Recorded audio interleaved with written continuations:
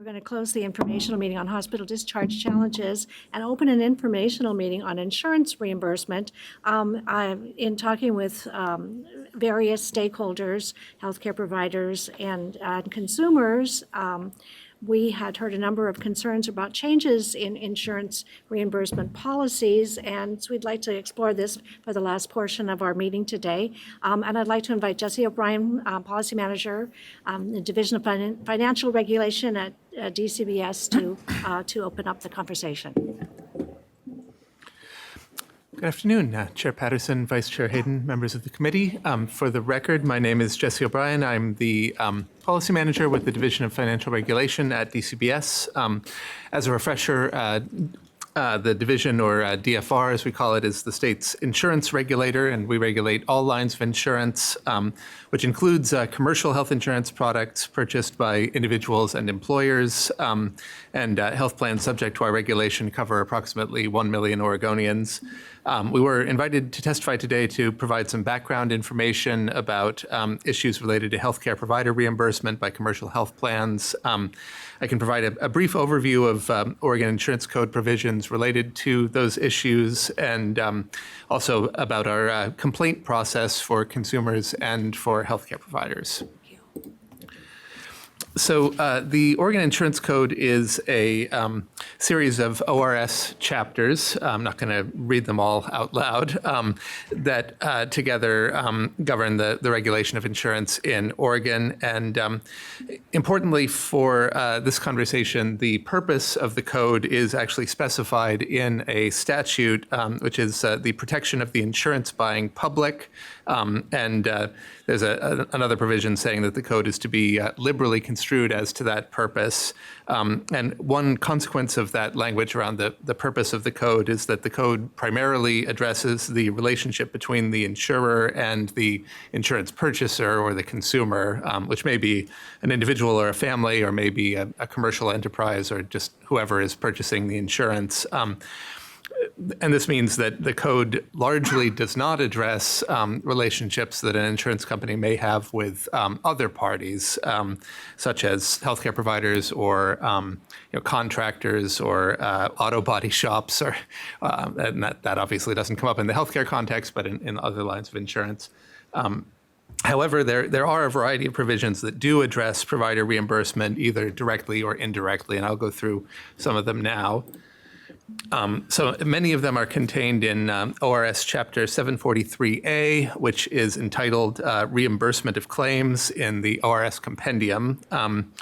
Most of the provisions of this chapter relate to specific benefits and services that must be covered by health benefit plans. A health benefit plan is a technical term for a comprehensive health plan that is compliant with the Affordable Care Act. Most of the provisions relate to health benefit plans. Some of them relate more generally to all health insurance plans, including less comprehensive coverage. However, some provisions address reimbursement of specific provider types. That includes the statutes listed here. This is not an entirely comprehensive list. There are some other provider types that are addressed more in more complicated or roundabout ways, but this is pretty representative, I would say. Of note, these statutes do not generally address the amount of the reimbursement. They address requiring that the reimbursement occur to those provider types when specified services are provided. There are a couple of statutes requiring payment parity between different services. So, for example, there's a statute requiring parity between physicians and nurse practitioners for comparable services. There's also a statute requiring parity between comparable in-person and telehealth services. But for the most part, the amount of reimbursement is subject to negotiation and the terms of contracts between insurers and providers, and not governed by the insurance code. One important statute that I think will come up in the context of some of the later presenters is our prompt pay requirement, which is ORS 743B 450. This requires health benefit plans to pay or deny a quote-unquote clean claim within 30 days. Clean claim is a term that is defined in a rule promulgated by DFR that's cited here.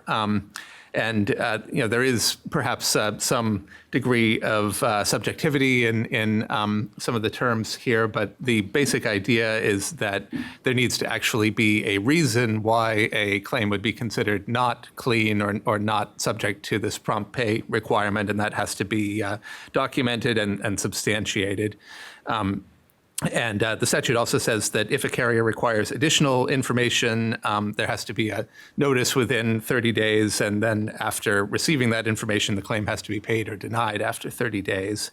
And then in addition to what's on the slide here, the statute also requires health insurance carriers to report to us regularly about their compliance with the law. These reports occasionally reveal compliance issues that require further investigation and sometimes more forceful regulatory action. And since 2018, we have entered into consent orders with carriers on 3 separate occasions due to major compliance issues in this area. Another important statute is the Unfair Claims Settlement Practices Law, which is ORS 746-230, which applies to all lines of insurance and prohibits a pretty wide range of practices that could lead to unfair claim denials or delays. Some of them are listed here. The statute is intended primarily to protect insurance purchasers and make sure that claims are paid and paid timely. But many provisions indirectly would protect healthcare providers and other recipients of claim payments as well, in as much as a lot of the back and forth around health insurance claim involves the healthcare provider, and a lot of the same types of delays or issues would have effects on healthcare providers as well. And then there's a separate statute, ORS 743-233, which applies essentially the identical requirements to requests for prior authorization. So there's the same level of accountability for unfair practices related to considering requests for prior authorization. And just a few other relevant statutes that may come up in the discussion. One relates to credentialing, which is the process of giving a provider the kind of authorization required to be an in-network provider with a health plan. The statute requires that an application for credentialing must be approved or rejected within 90 days, and then also specifies a process for handling claims submitted during the credentialing period. And then the network adequacy statute, the committee may recall that there was recently a bill passed in the last session, which this committee considered, that expanded on that requirement in some important ways, and we're working on rulemaking to finalize that. But the basic idea is that it requires insurers to contract with or employ an adequate network of providers to ensure that covered services can be accessed without unreasonable delays. There's also a provision in the law that prohibits discrimination with respect to participation in a health benefit plan or coverage under the plan against a healthcare provider acting within the scope of their license or certification. This is referred to as the provider non-discrimination requirement, and that is precisely mirrors a requirement in the ACA as well. And then the final thing I would mention here is the external review statute, which enables an appeal of adverse benefit determinations. So that would include claims denials, denials of prior authorization, or exemptions from requests for exemptions from step therapy, or a variety of other things. Those may be appealed.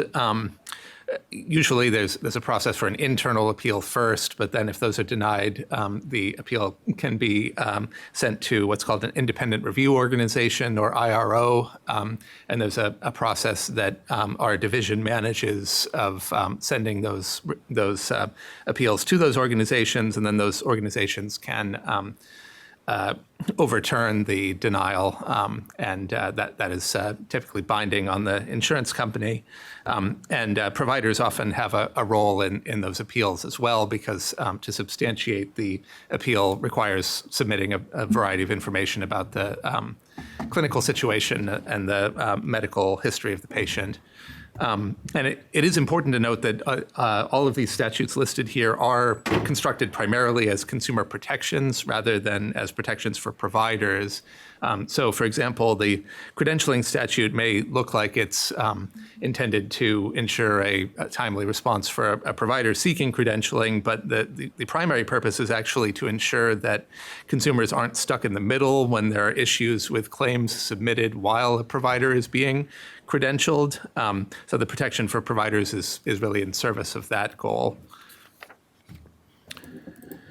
So finally, I want to talk a little bit about our complaints process. It's, I would say, one of our most important regulatory functions to receive and act upon complaints about possible violations of the insurance code and other laws that we administer.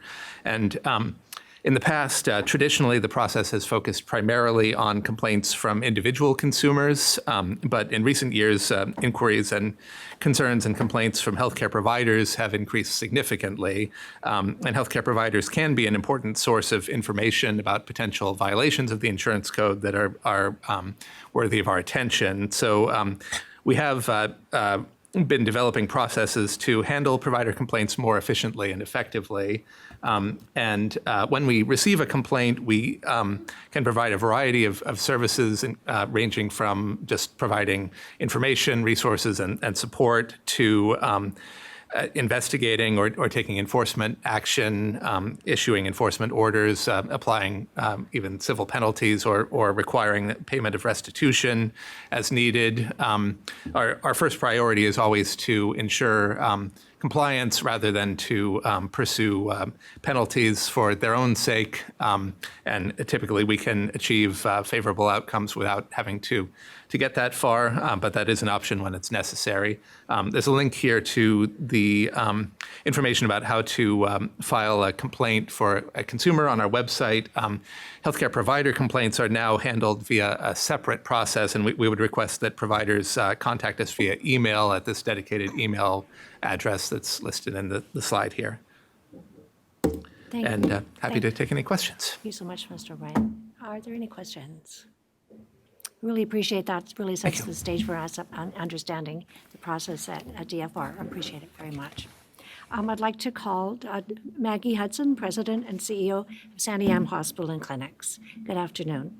And you're joined by a colleague, and if you would introduce yourself for the record. Sure.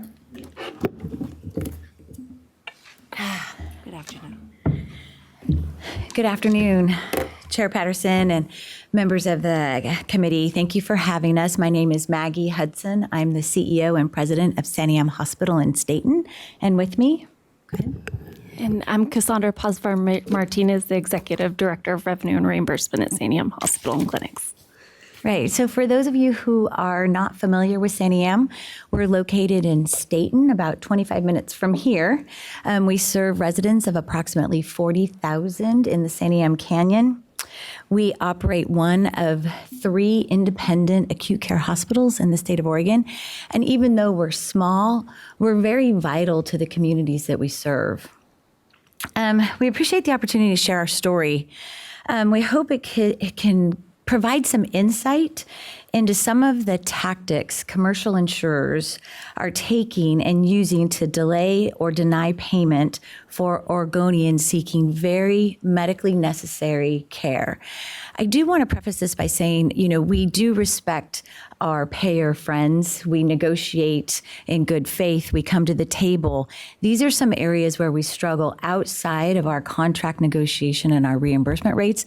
And so we're seeking to bring information forward and bring light into some of the areas where we struggle as an entity, as a provider. So I have been with Shenanigans since 1993, so please do not figure out how old I am based upon that. But we hope it gives you, I was here I'm the CEO for 5 years, and I served as the Chief Financial Officer for over 20 years prior to that. And so I think I have some pretty good insight into hospital payment and billing practices. So you are all aware that the administrative burden placed upon health systems wading through prior authorizations, denials, appeals, overwhelms our systems already. With that existing burden, I want to share with you that things are changing in the commercial healthcare insurance market and is having devastating consequences on systems like ours. The focus of the conversation today is very narrow, and it can be very broad, but if for these purposes, I want it to be very focused. The insurance payers are now using AI tools to unilaterally downcode and deny ER visits at rates that are unmanageable for health systems to address and are intentional in a way to avoid payment of services. These are not targeted audits, but rather blanket denials that ignore clinical records. If you take only one thing away from this testimony, this is it. It is never acceptable to deny or downcode a claim without the review of the medical record first. Commercial insurers are increasingly using denials as a delay tactic to get around CMS rules of payments, and you've heard payment of claims within 30 days. When a claim is denied, the clock theoretically stops. We must track these denials, we must appeal them, and when the appeal is overturned, which happens 85% of the time within our organization, the insurer has another 90 to 120 days to process that claim and make payment. It is not an accident, it is truly a business strategy. The longer the insurers hold the money, the more money they earn. And if we miss a step in the process, which is very easy to do, they don't pay us at all. Insurers are shifting the risk and the cost for their members onto us. They're withholding premium dollars that they collect, yet wrongly not paying for the vital services to the providers who are providing the care to their members. I'd like to provide a very simple example. Over the last year and a half, this problem has exploded in nearly all of the commercial insurers in our market that we contract with began using an AI tool called the Emergency Department Claim Analyzer, or the EDC Analyzer. It is created by Optum. It automatically denies or downcodes high acuity emergency room visits. These are visits where patients need things like EKGs, x-rays, and urgent labs. We are fighting to get paid to provide the care for the very patients who should be seeking care in our emergency departments. In just the past 3 months, we've appealed more than 300 emergency department claims. One example, a patient came in for a hemorrhage, had a CT with contrast labs and EKG, continuous cardiac monitoring performed, had a final diagnosis of a gastrointestinal hemorrhage and liver disease. This claim was automatically denied. We appealed, we had to track the appeal, and then it was unilaterally downcoded when paid. Next, we had a patient who came in with AFib and elevated heart rate, had called her cardiologist on the way to the ER. The ER recommends going directly to the ER due to the history of AFib, needing cardiac medications. When arriving to our ER, the heart rate was fluctuating, they had some high-level reads, they had lab work, EKG, medication administration, had a cardioversion. This, just to get back to a normal rhythm, this patient, again, this claim was automatically denied, and then upon appeal was unilaterally downcoded by the carrier. We code like all other hospitals do based on CMS criteria for facility coding. We do not have, nor can we hire enough manpower to fight and manage this volume of unilateral denials. Remember, these claims are denied or downcoded without the insurance company ever reviewing the medical record prior to its denial. We are a small, independent hospital system in the Santiam Canyon, and we cannot absorb this forever. We have submitted a longer version of testimony to this committee. You can find that on OLIS. As you continue to explore this issue and ask these tough questions, I would be happy to provide further information or more details into how new tactics are coming into our system that are undermining the financial sustainability of Oregon's healthcare system. Thank you.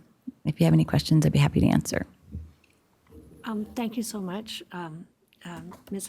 Hudson. I have a question. Yeah. Are you starting to see this in other departments as well as the emergency department? That's a good question. Are we? Go ahead. Yeah. Some of the payers have. Introduce yourself for the record. Yep. For the record, Cassandra Posvar Martinez. We have seen the policies expand from payers, and so they're now looking at our primary care clinics as well and doing some automated downcoding.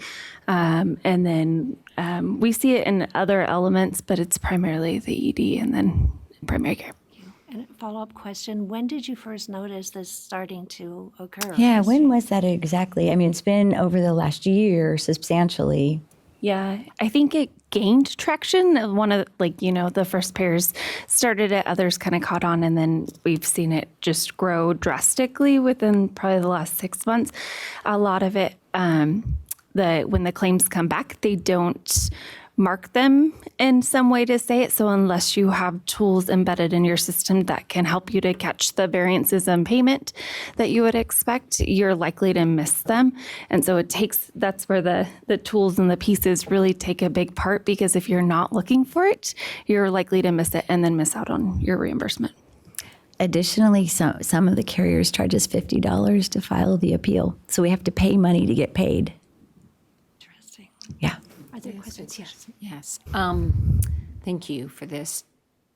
Is the down coding, I'm a physician. Yeah. Like the level of service, or is it the actual tests you did, or is it a little bit of everything?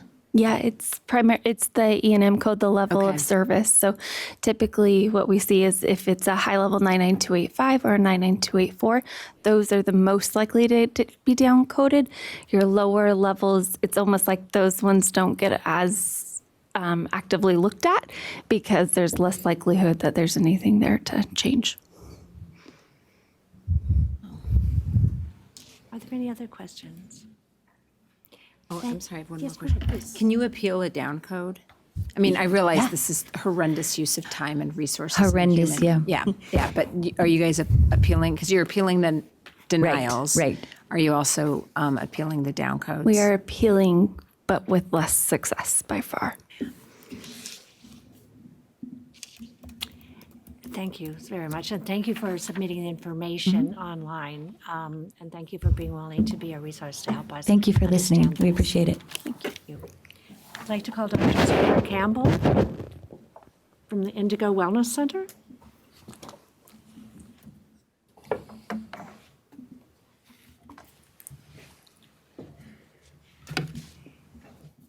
Good afternoon, and I would like to note that the folks who are speaking today are folks who have reached out to my office, and also folks that we've reached out to see if they're hearing the same things that the folks who have reached out to us have heard. So thank you very much.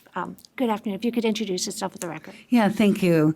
Good afternoon, Madam Chair and the committee for having me here today. It's my honor. My name is Zora Campbell. I'm a chiropractor in Salem, Oregon. I've been licensed since 1992. I wanted to come speak to you today to discuss issues that I have as a chiropractic physician in dealing with insurance companies in terms of their transparency in payment, as well as their transparency to the consumers in terms of what they are purchasing and what this benefits that they're getting.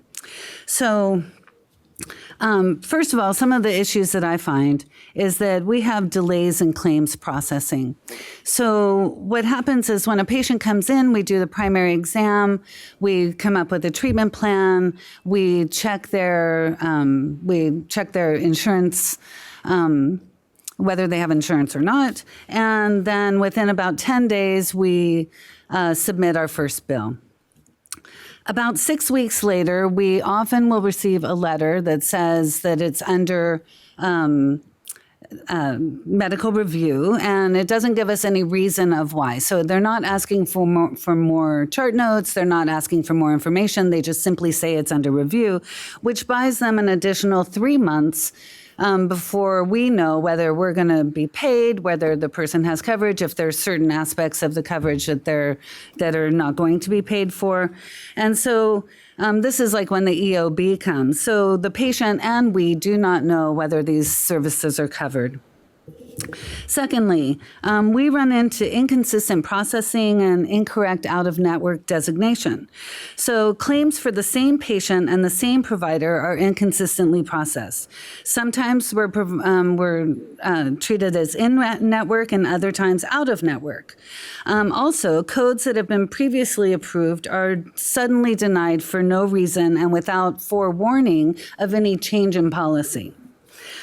ASHN is a corporate claims clearinghouse for Providence, Cigna, and a growing number of insurance companies.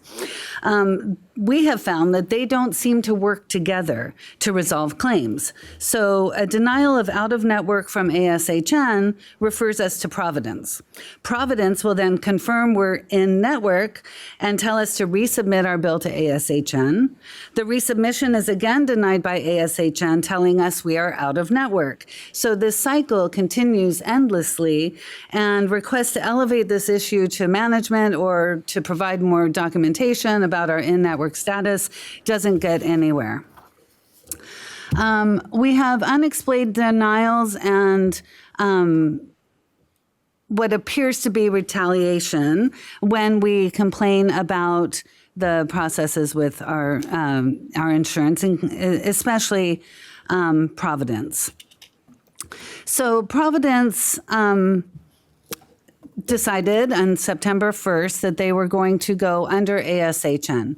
They provided us with a fee schedule Q, that indicated that they were going to now be under ASHN, that they would not provide payment for any modalities that we offer outside of a chiropractic manipulation, and that it was going to go to a per diem rate. We alerted our clients and said that we would not be, this was unsupportable, we would not be able to cover this. So I contacted Providence, and I also instructed my patients in this letter that I sent them that these were the people to call if you wanted more clarity about what the situation was. My clients were being told that there was no change in their benefits, where we see on Schedule Q that indeed the reimbursement had been changed to chiropractors.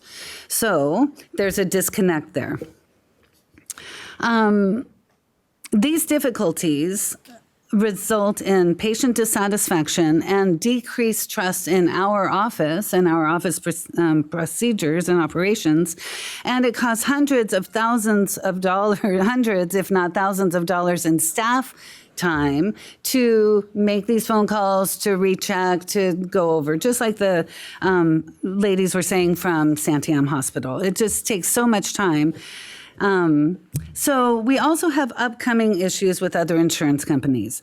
MODA, Regents Blue Cross Blue Shield, now have quietly been denying payment on services for physical medicine, rehabilitative exercise, physical therapy modalities such as ultrasound, massage therapy, stretching, etc. This was done without them telling us that they were going to do that. So we have many patients who we've been seeing, and we've been providing this care, and now we're seeing the denials come 6 weeks, 8 weeks later. Now, the chiropractic board has suggested that we continue to offer these services and wait for future back payment, but who knows if that's going to come. And meanwhile, myself as a business owner, I employ massage therapists, I employ people to keep the lights on, and I've already had to pay them. I have to pay them whether we get paid or not.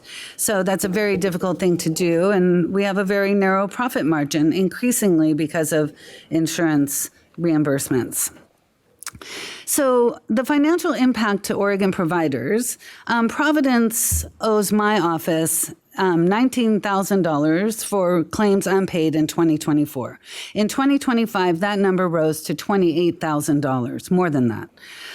So I did a quick internet search, and I find that in Oregon, there's over 1,800 chiropractic physicians, and there's 66 acupuncturists, and there's 1,200 naturopathic physicians who are practicing in Oregon. So if Providence were to owe half of what they owe me to half of these providers, that would equal more than $17 million in money that Providence just simply has decided they're not going to pay. That's Providence, and there may be many other insurance companies that fall in this category. So this affects your constituents and the consumers by creating a lack of access. Chiropractors serve our community by treating a multitude of musculoskeletal disorders and pain without drugs or surgery. The services I offer in my clinic include manipulation, mobilization, stretching, rehabilitative exercise, medical massage, ultrasound, scoliosis care, custom arch supports.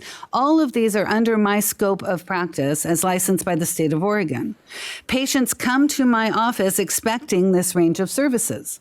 Insurance companies are now outright denying patient access to these services, or they're charging additional copays. So they pay a copay for their chiropractic care. They pay a copay for the physical therapy modalities. They also have deductibles associated with that. So the patient would have 2 copays and 2 deductibles for a comprehensive treatment in my office. Dr. Campbell, we need to, if you could, maybe we have about 2 more minutes. Oh, I'm almost Thank in. you. Okay, thank you. So also, they are denying same-day service. So you can't go to the chiropractor, get manipulated, and also have massage on the same day.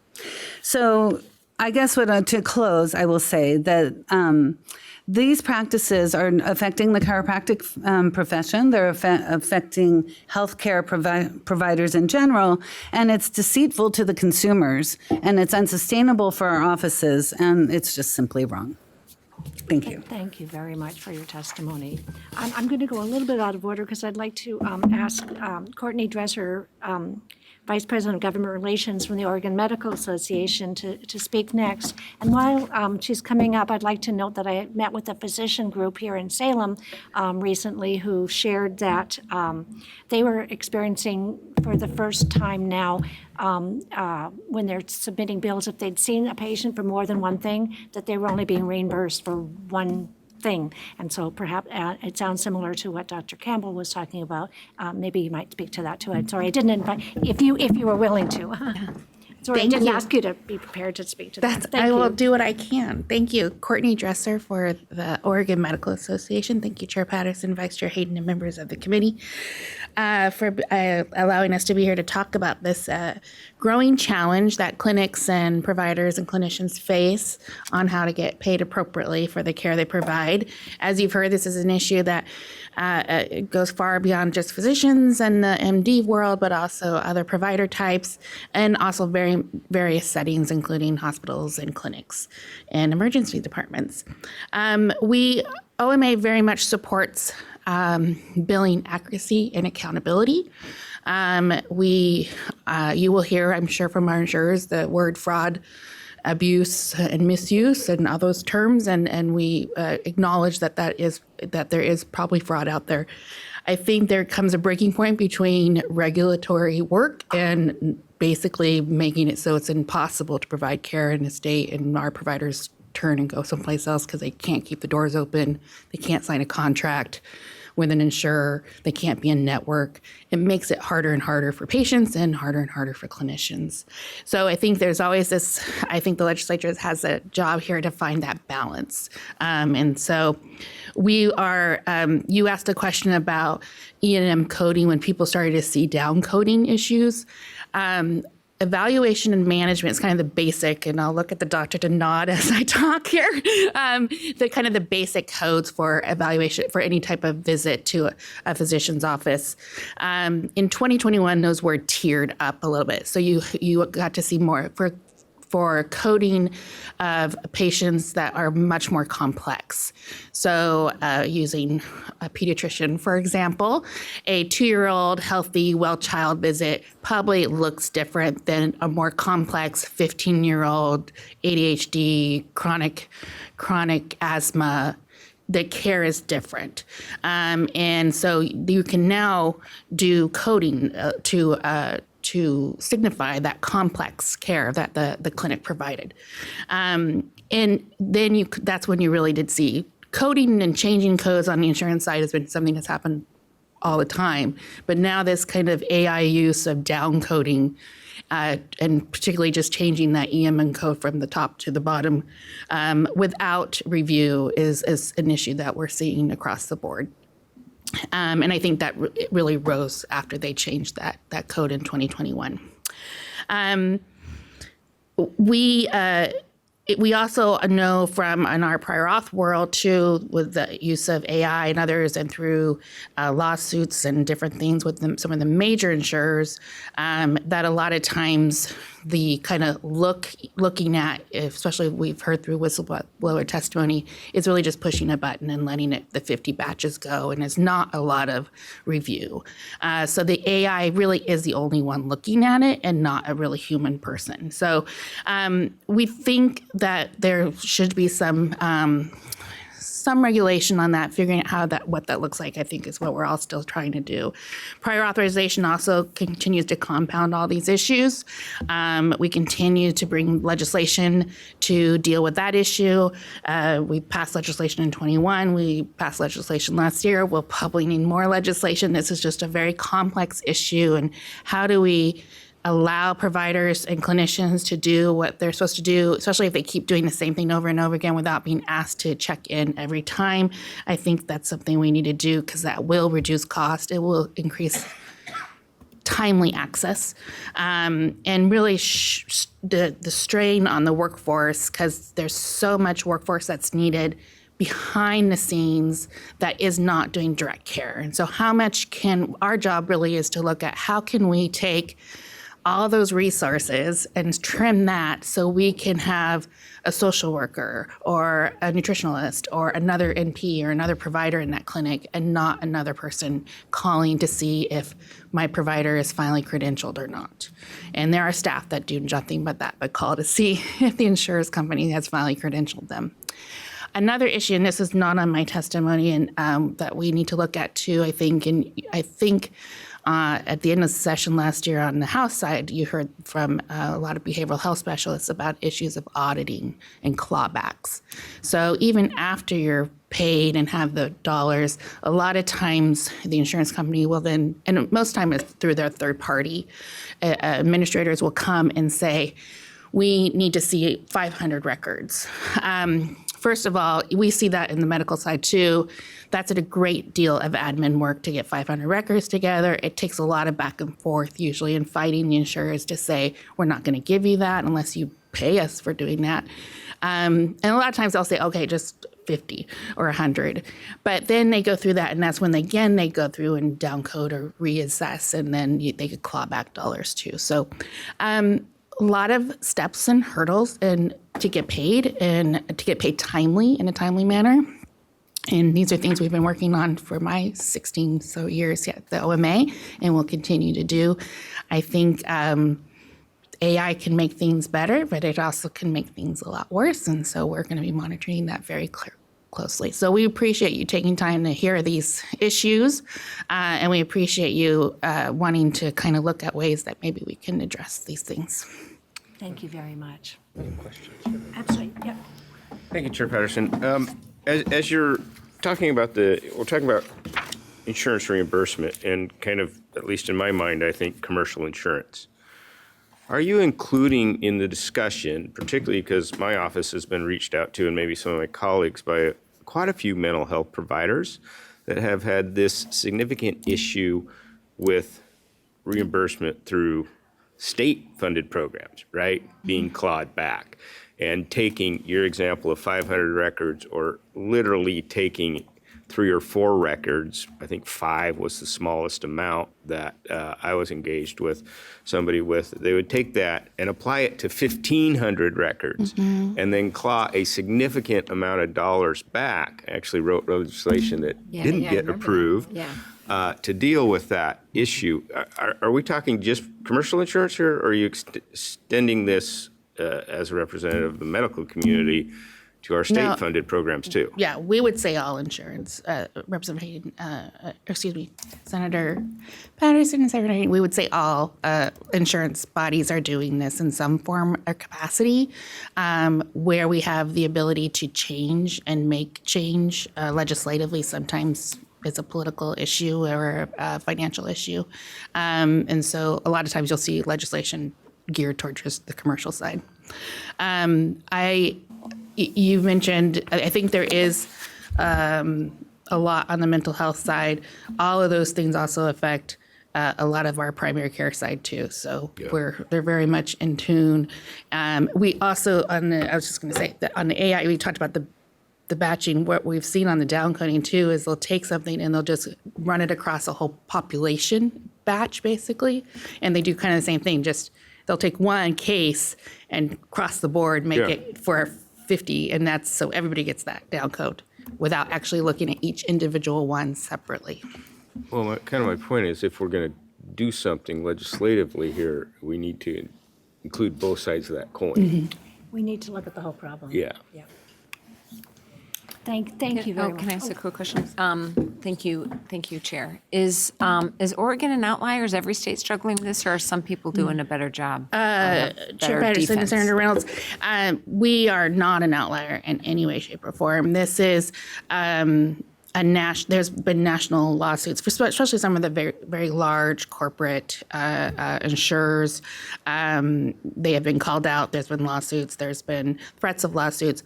There are states that are already trying to pass legislation around this, especially around the downcoding issue.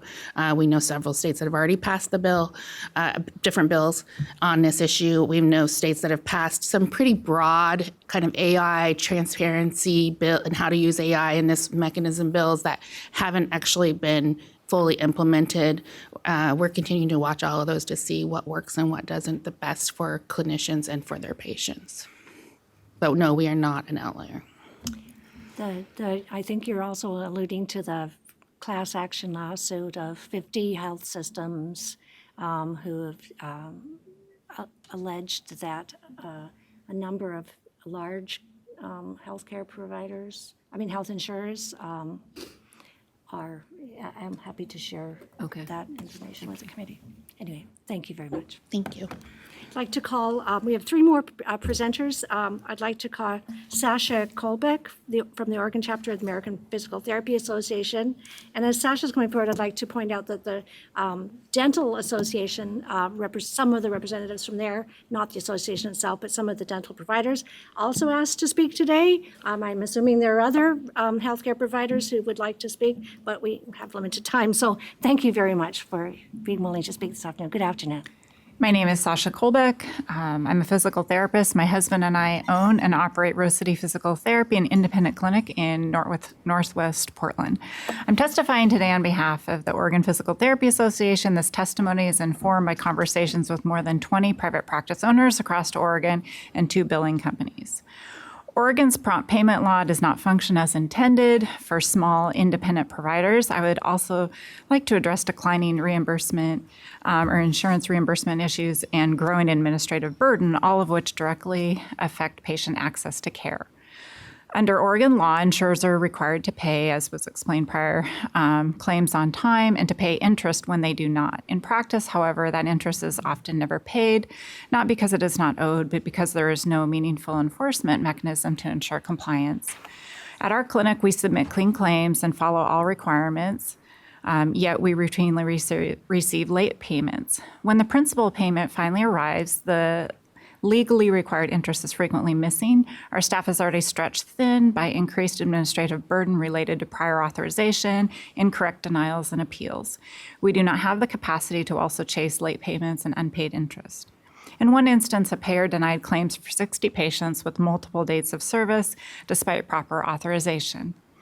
This required reporting the issue to the insurance commissioner and submitting proof of authorization on every claim. Payment ultimately took over a year, creating a significant financial burden for our small clinic.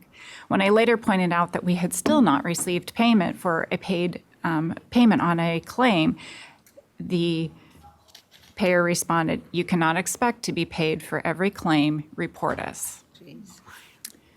Other clinics report claims taking 60 to over 365 days to pay, well beyond what the law allows. According to the American Physical Therapy Association survey, only 49% of appealed claims are successful, and more than 50% of clinics report that administrative delay administrative burden has led them to discontinue insurance network participation.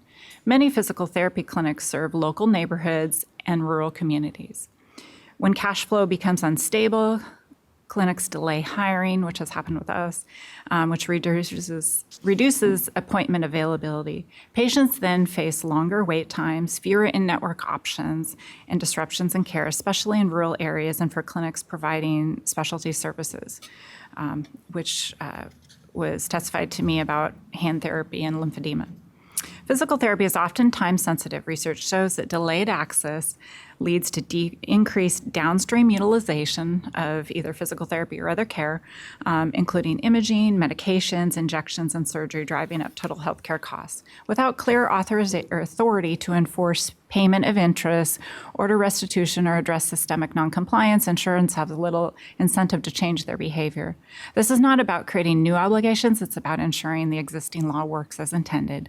Declining reimbursement has made it increasingly difficult to absorb rising expenses. According to APTA, physical therapy salaries have not kept pace with inflation over the last decade due to reimbursement pressure. Oregon hospitals have also reported the possibility of therapist layoffs because of declining reimbursement and increasing costs, further reducing patient access. The administrative burden of prior authorization has significantly increased the cost of delivering care. According to an APTA survey of 2025, 75% of respondents have had to add staff to manage authorization requirements, an especially difficult burden for small businesses. Authorization wait times have increased to 1 to 2 weeks over the last 7 years, delaying care. 90% of respondents report that prior authorization burden has contributed to staff and provider burnout and loss of staff. Clinics have also seen troubling patient outcomes when authorization is denied and patients are told they no longer need care from their insurer, only to later re-tear surgically repaired ligaments, and so on and so forth, resulting in overall healthcare costs and detriment to that particular joint and tissues over time. In conclusion, delayed and non-payment disproportionately harms small independent providers that cannot absorb prolonged revenue disruption. Reduced network participation, clinic closures, consolidation, and out-of-state buyouts further erode patient access statewide. These trends are not good for Oregon patients or communities. On behalf of Rose City Physical Therapy and the Oregon Physical Therapy Association, thank you for the opportunity to testify. Thank you very much for your testimony. Are there any questions? Thank you. Before we call up the last two presenters, I want to just remind us of the history of health insurance in this country. Nuns in Wisconsin who worked together to make sure that if everybody put in a little bit of money together, they would be able to cover the extra expenses that someone might have with a hospitalization. Associations of folks working in the same profession joined together to start insurance.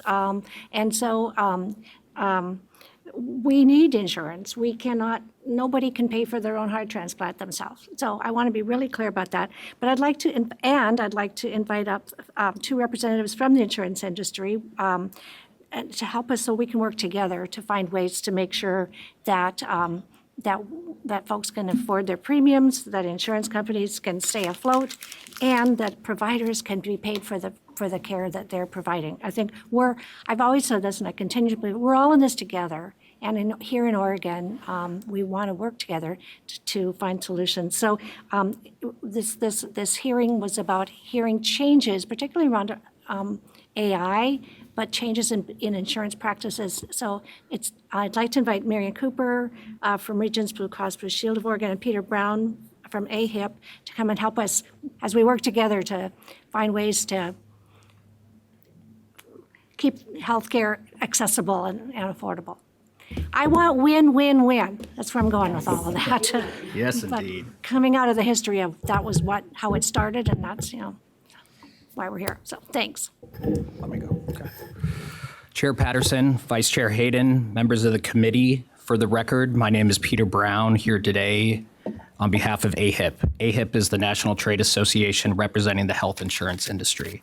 I want to first thank Chair Patterson, her staff, and committee staff for the opportunity to be included in this conversation, and appreciate your words that you just mentioned on the record. Health plans are doing everything in their power to shield Oregonians from the high and rising costs of medical care. We welcome any opportunity to discuss common sense solutions to lower costs for everyone. It's important to understand that health insurance premiums reflect the underlying cost of medical care, plus a modest regulated risk margin. Health plans' profit margins was just 0.8% last year. In 2003, the net income of health plans accounted for about 0.5 of U.S. health expenditures of $4.9 trillion, according to CMS data. By comparison, the pharmaceutical industry averages 15 to 20% profit margins. Health plans are only part of the healthcare system whose profits and administrative costs are capped under federal law. Health insurers must spend at least 85% of group premiums and 80% of individual premiums on medical care. If those thresholds are not met, health insurers must pay rebates to consumers. And since 2012, consumers have received nearly $12 billion back from insurers, with more than $1 billion in 2024 alone. And again, as an industry, we are making significant progress on prior authorization. Last year, health insurance plans announced voluntary commitments to streamline, simplify, and reduce prior authorization for patients and providers. These commitments are being implemented across all insurance markets and will benefit more than 260 million Americans. For patients, these commitments mean faster, more direct access to appropriate treatments. With fewer admin barriers for providers, they mean streamlined workflows and more efficient, transparent process that allows you to focus on patient care. Participating health plans committed to 6 key actions: standardizing electronic prior authorization, reducing the scope of claims subject to prior authorization, ensuring continuity of care when patients change plans, and enhancing communication and transparency on determinations, and expanding real-time responses, and ensuring medical review of non-approved requests. That first public progress report is planned for March 31st, 2026. Look forward to sharing those details with you as well. Just again, and I'll wrap it up. I know we're kind of at the end here, but AHIP and its members recognize the complexities of claims processing and the unique procedures each provider establishes. We're committed to fair, transparent process and welcome working collaboratively with the provider community and this committee to address legitimate concerns while maintaining system integrity. Thank you for the opportunity to testify today, and I'll kick it to my colleague, Mary Ann. Thank you, Peter. Thank you. Thank you so much. Chair Patterson, members of the committee, my name is Mary Ann Cooper, and I am the Director of Government Relations at Regents Blue Cross Blue Shield of Oregon. As Oregon's largest health insurer, serving nearly 1 million Oregonians, Regents is committed to addressing both persistent and emerging health needs. As a tax-paying nonprofit, nearly 89 cents of every premium dollar goes directly to pay our members' medical claims and healthcare expenses. We genuinely understand the challenges providers are raising today and deeply appreciate our relationship with them. At the same time, we have to view these challenges within the broader context of our entire healthcare system. Every healthcare dollar ultimately comes from Oregon families and businesses. And since 2020, they have faced cost increases that outpace wages and inflation. Let me put this in concrete terms. When prescription drug costs are rising 13 to 15% annually, medical costs increase 8 to 9%, mental health utilization surges more than 20%, these trends are not abstract. They translate directly into higher premiums and out-of-pocket costs for Oregon families. A family already struggling to afford their monthly premium faces harder choices when their costs jump by double digits year after year. We are also seeing broad system trends that deserve careful attention. One example is how hospitals are billing for more acute codes, particularly for surgical admission. In plain terms, when the same procedure gets coded at a higher complexity level, it costs more, even if the actual care provided hasn't changed. Technology is increasingly part of this dynamic across the healthcare system. Hospitals are investing heavily in AI technology to optimize billing, while insurers' investments are far more limited. This imbalance can accelerate cost growth faster than existing safeguards were designed to manage those costs, ultimately showing up in premiums paid by Oregon families and employers. I recently experienced this myself at a recent ER visit.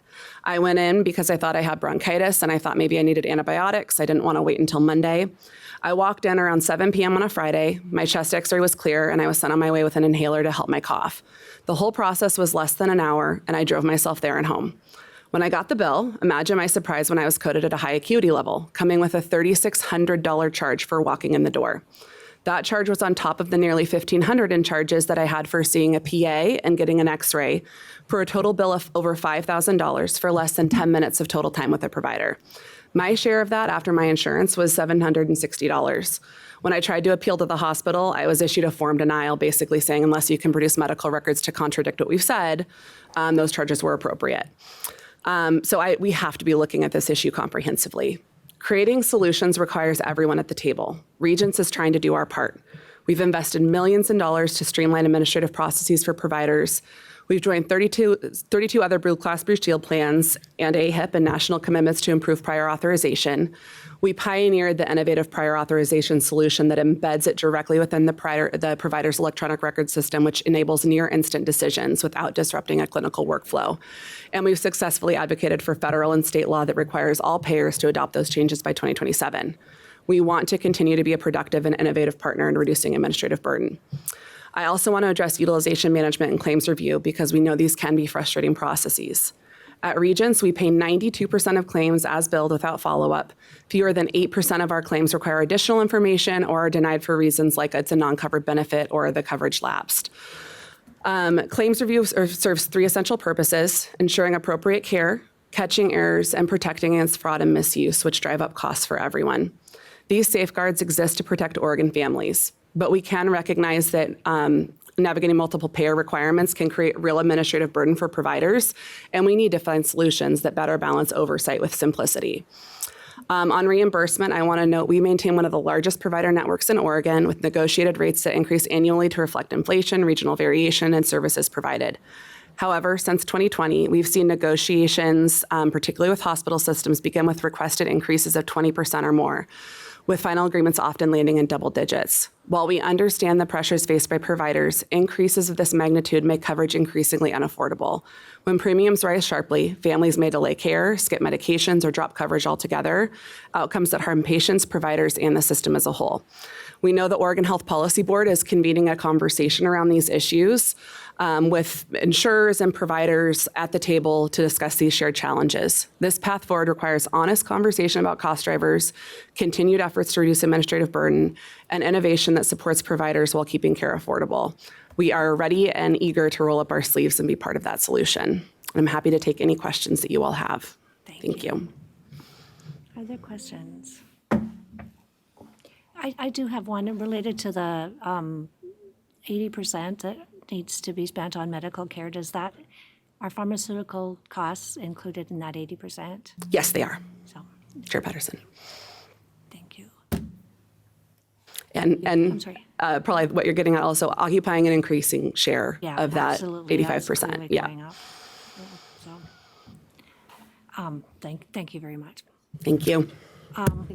We are about out of time, but I did want to ask, Mr. O'Brien, would you please come back up for one moment? I want to just one last question. Thank you. I know Ms. Cooper had mentioned that the Healthcare Policy Board is looking into this. Does DFR have a role in that too? Have you been invited to the table?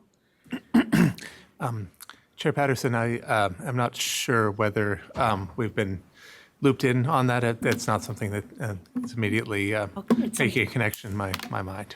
If you wouldn't mind taking that question back. Absolutely. Again, thank you for your presentation and for the information you shared about how folks can communicate with you from all quarters, patients, insurers, and providers. And thank you for pointing out the kind of the disparities in the code that protect patients but not necessarily providers as much. But there still is some ability for providers to participate in sharing information with DFR that might be helpful. Absolutely. Thank you, So, Chair. thank you very much. Well, we're going to go ahead and close our informational meeting on insurance reimbursement. Thank you to all who presented.